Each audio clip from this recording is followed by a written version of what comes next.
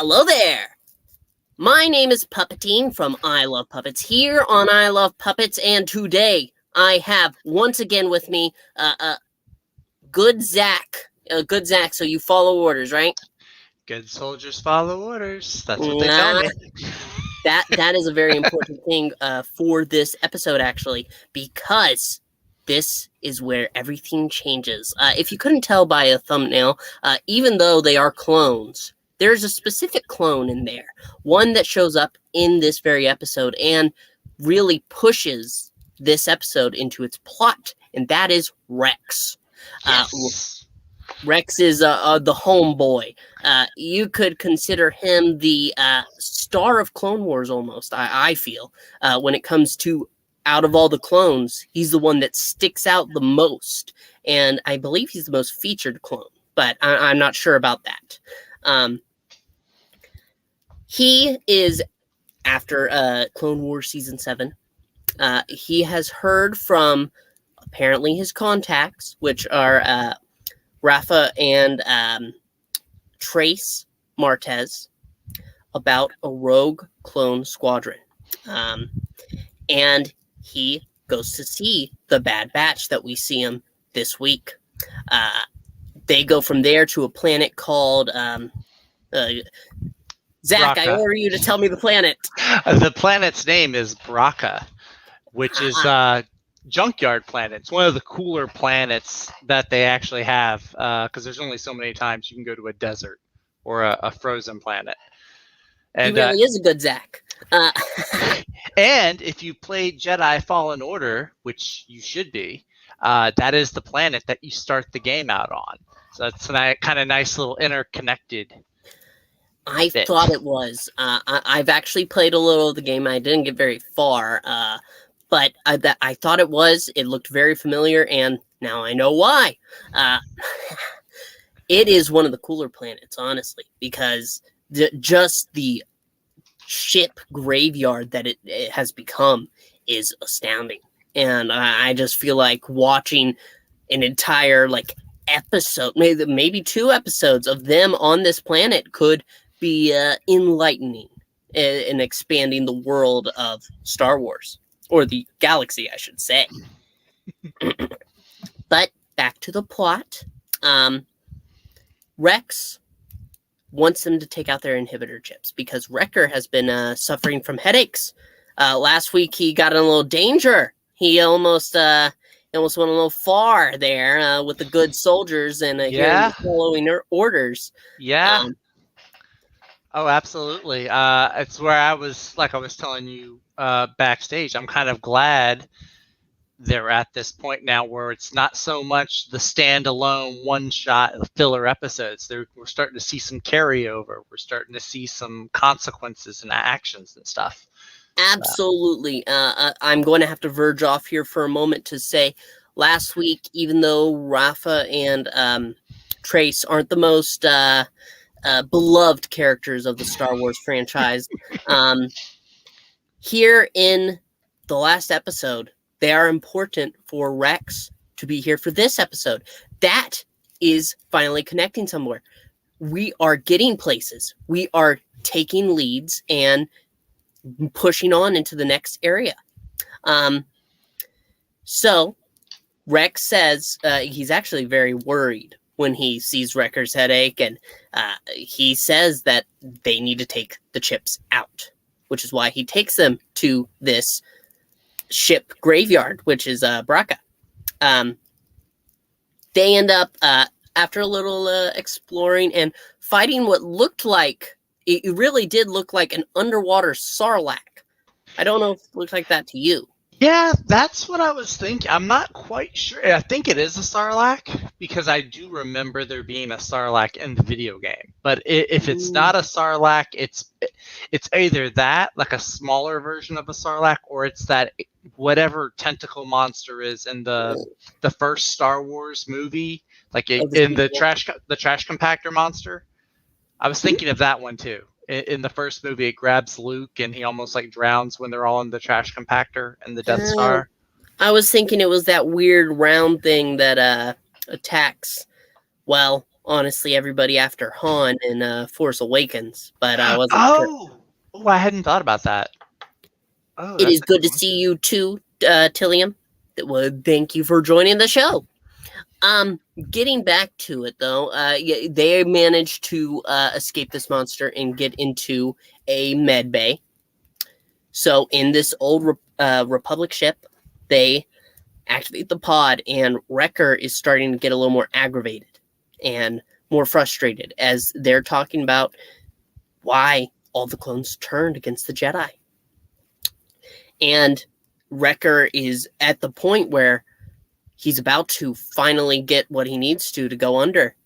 And he grabs Tech by the wrist and starts to choke him out. It takes all the clones, but even then, Wrecker is a powerhouse. So he throws them off, and he's at the point where he's trying to execute each and every one of them, but there's so much to do, he's distracted.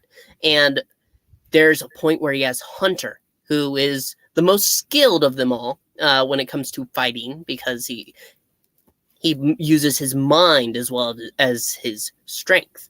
But Wrecker, the powerhouse, has him up against a wall. It takes little Omega to use the blaster, shoot it towards his head. She obviously wasn't aiming to hit him. It was a warning shot. But Wrecker drops Hunter and goes after her because they're all traitors and good soldiers. They follow orders. In this moment, I was really just concerned about how this would go. Obviously, we have hopes that it will actually turn out all right. But during so many moments of this episode, I thought, wow, are they really? Could they really take this dark turn here? Because at first I thought Wrecker might end up drowning underwater. He really did. And then when he turned out to follow orders, he really put so many members in danger. Yeah, and even before that, where he's getting ready to go in, like what is it? Like they're prepping him kind of to get ready, and Omega says, just because the surgery worked on Rex, I think there's like a little bit of like, what if you don't come out on the other side of this surgery type of thing. There's some scenes in there that have you almost second guessing. Like when I started the episode, I didn't think, oh, none of the characters are going to die. There's no stakes. But several times in this episode, you do get some stakes kind of thrown in there. Yes. So yeah. But ultimately, Rex comes around again, and he fires a non-lethal blast at Wrecker, knocks him unconscious. They get him in the pod. They remove the chip, and they're waiting a while. It's a little bit of a scare, but he comes out all right, and so they do the rest with everybody else, of course.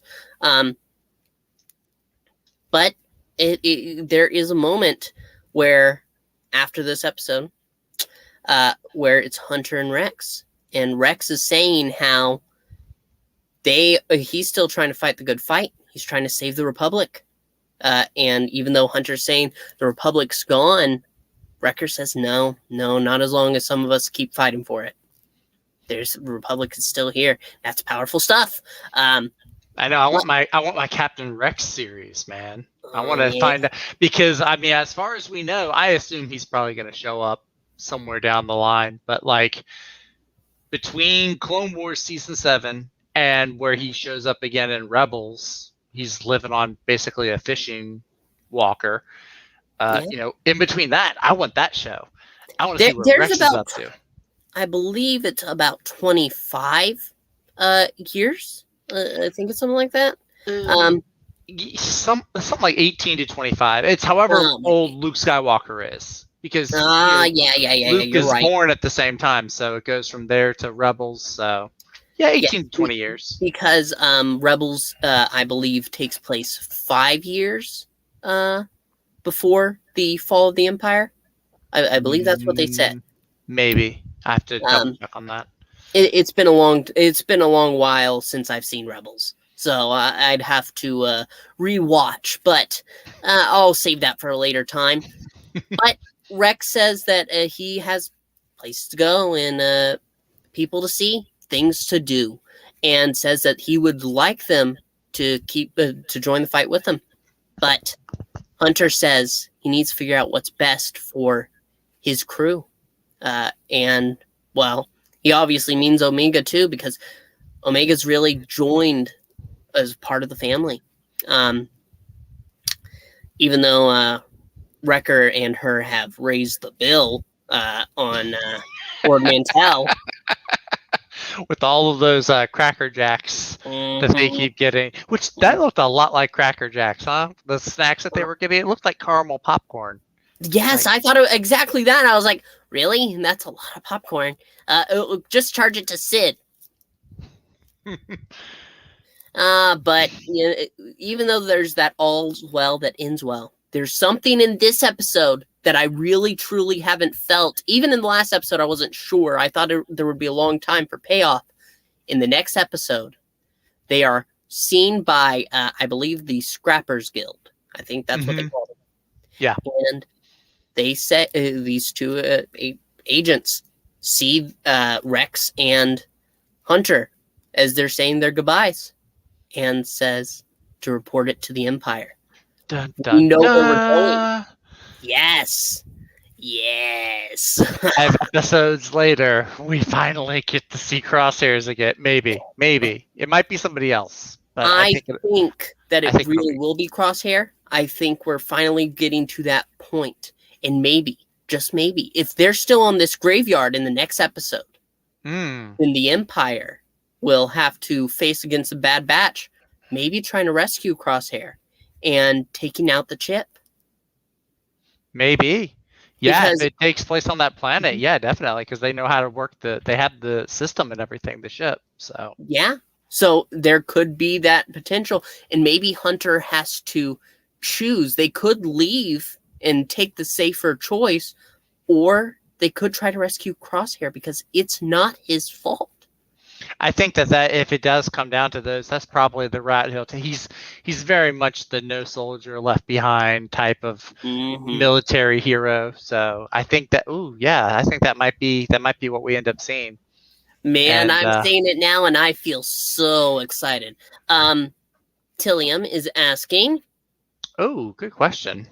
Has Omega made mistakes yet and apologized for her failure? Yes, she's made many mistakes. She has, actually. It's not even in a joking way where we point and say, oh my gosh, look at all these mistakes, and they're not addressing them. No. She's making mistakes because she is, even though she's a clone, she's human, and that's what they do. She did have that lucky shot in that first episode, but since then she's struggled with the bow, and she's trying. That's what I was gonna say, yeah. She's had to train and had to really work her way into the team. She's still handy because, well, she is able to like slide in. Whenever she was running from Wrecker, she slides under this jammed door that Wrecker has to lift up, and she's hiding. And because of she is a child, she's able to do that. It's like in Guardians of the Galaxy when Star-Lord's talking to Yondu. He's like, "Why'd you take me and keep me around as a kid?" It's like, "Because you were small and you were good for getting in spots." That's basically what Omega is. I'm waiting for that edit where Hunter is looking like Yondu now. You could add the mohawk. He's got the hair for it. Yeah, Wrecker though, dude, this was like I kind of almost, if he wasn't evil, I kind of liked Serious Commando Wrecker because he's just gotten a little jokey kind of. I know that's because, they have to have Omega have relationship with a clone, have her bond with somebody. But I really liked seeing like heavy duty, what he's capable of Wrecker. It was the first time you feel that intensity from him. Yeah. Because usually he is on the lighter side of things. Exactly.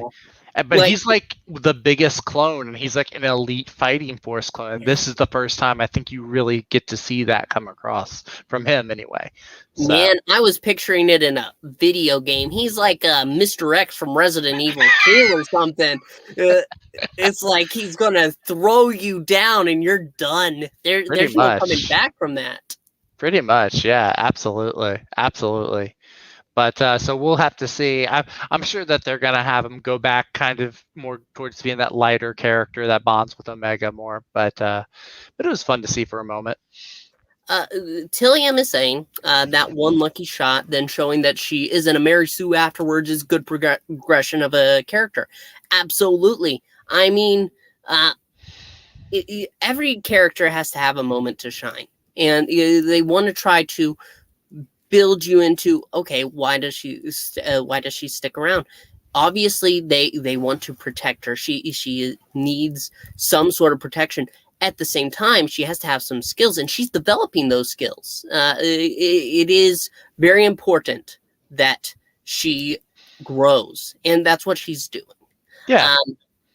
And if Dave Filoni's track record is any indication, like with Ahsoka or Ezra, I am sure she'll end up becoming like this really great, beloved character to fans of the show. Dave Filoni, the kind of guy who can make a character that will annoy the crap out of most people for the first 10 episodes, and then suddenly, oh my gosh, it's my new favorite character! Pretty much, yeah. Look, how many people saw the Clone Wars movie and thought Ahsoka was the worst new character ever, and now Ahsoka is like, oh, she's getting the show, and everyone's freaking out because they're excited about it. So. Yeah, and honestly, it's about time.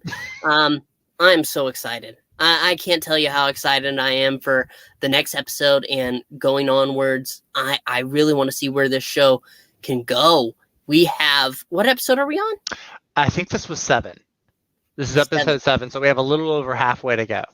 Yes, because next week is episode 8 out of 16. Mm-hmm. And oh my goodness, it's going to be something special. We have a Maroni in the audience. Yes, I know I need a cloak. I will try to find one.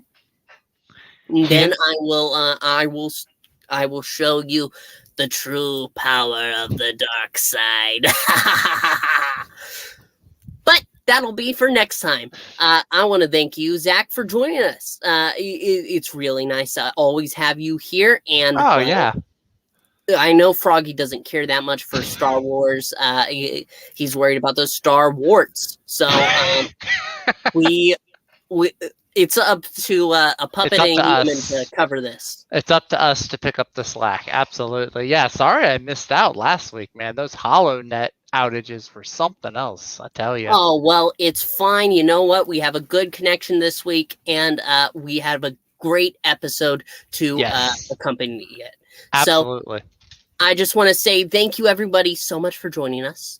Please make sure to like, comment, and subscribe. We will see you next week, of course. And also, one last thing, we want to really take a moment to thank you. We're at 42 subs still, and that's the meaning of life. If you really want to support this channel, just make sure that you're subbed. YouTube does shenanigans. Last week, or just a few days ago, I saw somebody subbed. They got unsubbed. They subbed again, and suddenly the sub was gone. Wow. It was a very confusing moment for me. But we've got to add a little more meaning to my life. So let's boost it up. Hey, can remember, good viewers like and subscribe. Yes, I think you have a new tagline at the end of videos now. I know, yeah, a little bit, right? That is right. So a final thank you to you, and one last thank you to everybody watching. We will see you next time. So a final hello there, goodbye, and a bye. May the force be with you.